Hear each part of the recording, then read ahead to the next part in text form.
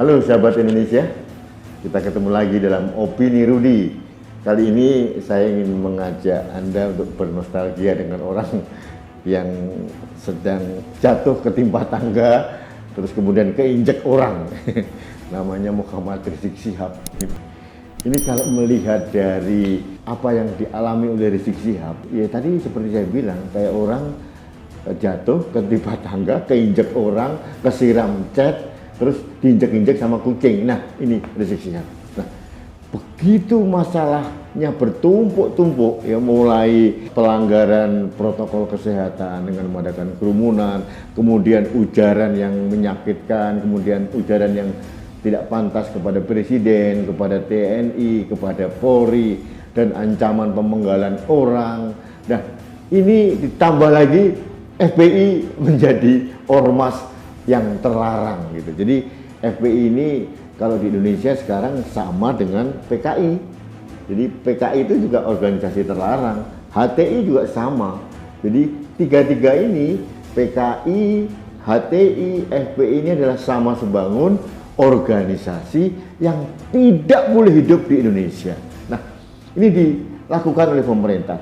Berikutnya lagi, rekening dari pengurus FPI dan FPI sendiri diblokir oleh pemerintah.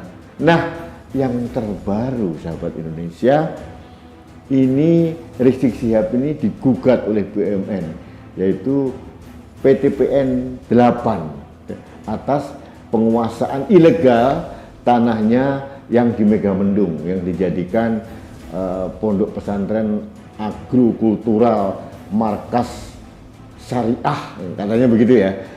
Jadi ini merupakan markas dari FPI yang ada di Megamendung di sana. Tapi ternyata tanahnya tanah ilegal, tanah dari negara yang dalam hal ini dikuasai oleh PTPN 8. PTPN 8 itu adalah perusahaan perkebunan Nusantara 8 yang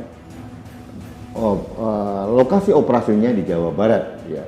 Dia ada teh, ada karet dan sebagainya dan sebagainya. Nah, ini saya mengapresiasi keberanian dari PTPN 8 untuk menggugat atau melaporkan Rizik Syihab ke polisi, ke Bareskrim tepatnya, dalam hal kasus pemilikan lahan ilegal ini. Kenapa? Ini menjadi presiden. Kalau apa yang dilakukan Rizik Syihab ini dibiarkan, ini menjadi presiden, yang lain akan melakukan hal yang sama. Pertanyaannya adalah, kenapa baru sekarang PTPN 8 melaporkan Rizik Syihab? Bagi saya itu sah-sah aja, itu strategi. Sudah diberikan somasi berkali-kali kata pengacara dari PTPN 8, tapi tidak menggubris. Nah, pada saat posisi Rizik Syihab di saat yang lemah sekali digugat, nah ini baru cerdas. Karena apa? Kalau Rizik Syihab digugat kira-kira sebulan yang lalu atau mungkin bulan November setelah dia datang dari pengungsian di Arab Saudi, dia mungkin akan merajalela, pendukungnya akan berkoar-koar, ya, bokhirnya juga akan membela mati-matian.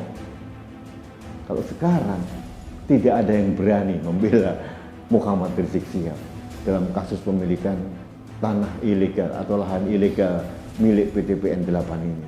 Ini bagi saya angin segar dalam hal penegakan hukum di Indonesia. Jangan sampai orang-orang seperti Rizik Syihab atau mungkin kiai yang lain atau ulama yang lain ataupun oknum-oknum yang lain melakukan hal yang sama.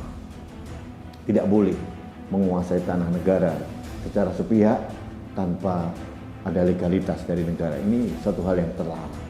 Dan ya, ini adalah buah yang harus diterima oleh Rizik Syihab, ya.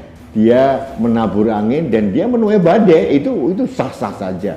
Dan saya bahagia Rizik Syihab yang selama ini arogan gitu ya, FPI seolah-olah organisasi yang di atas hukum gitu, sekarang lemah lunglai, tak berdaya. Itu bagi saya menyenangkan sekali.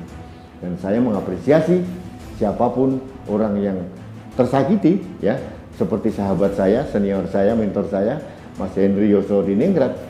Beliau juga punya kasus dengan Rizik Syihab waktu itu, tapi belum diproses. Mudah-mudahan sekalian aja diproses, biar numpuk dan Rizik Syihab menuai badai dari apa yang dilakukan selama ini.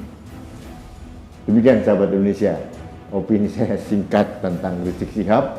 Ya, ini orang yang sedang tertimpa kesialan berkali-kali. Tapi bagi saya sebetulnya bukan kesialan, karena adalah buah dari apa yang dilakukan selama ini. Dan Pak Rizik Syihab sekarang masih di tahanan polisi, terimalah apa yang Anda lakukan selama ini. Ini adalah buah dari apa yang Anda tanam selama ini. Baik, sahabat Indonesia, demikian opini saya tentang keberanian PTPN 8 dalam menggugat Rizik Syihab di Barisskrim Mabes Polri. Mudah-mudahan ini diproses dan sekaligus diungkap supaya tidak menjadi presiden buruk dalam hal penegakan hukum dan penguasaan lahan negara.